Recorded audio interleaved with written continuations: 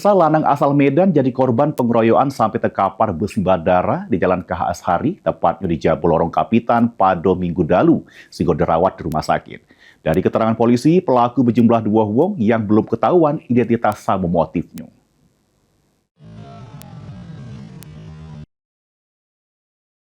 Inilah video detik-detik korban pengeroyokan oleh wong tak dikenal di Jalan KH Ashari, tepatnya di Jabolorong Kapitan pada Minggu lalu, sehingga terkapar bus bandara. Diketahui lanang tersebut bernama Budi Pratama Lubis, asal Medan yang baru sekitar 2 minggu berada di Palembang. Kanit Reskrim Polsek Seberang Ulus 1 Palembang, AKP Andrea Nopalezi, membenarkan peristiwa pengeroyokan tersebut. Pelaku berjumlah 2 wong datang dengan mengendarai sepeda motor.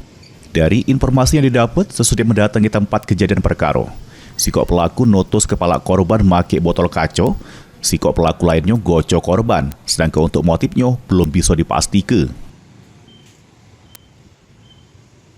Pada saat pelaku berjalan, kemudian didatangi oleh 2 orang laki-laki dengan mengendarai sepeda motor. Tiba-tiba yang dibonceng langsung turun memukul kepala korban dengan menggunakan botol kaca hingga pecah.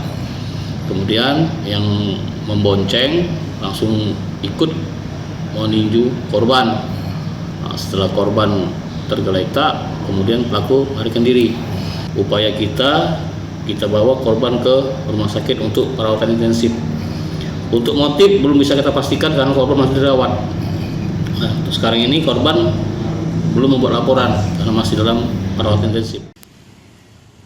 Akibat peristiwa tersebut, korban sedang dibawa ke rumah sakit terdekat guna dilakukan perawatan intensif. Tapi sampai ini, korban juga belum bikin laporan polisi.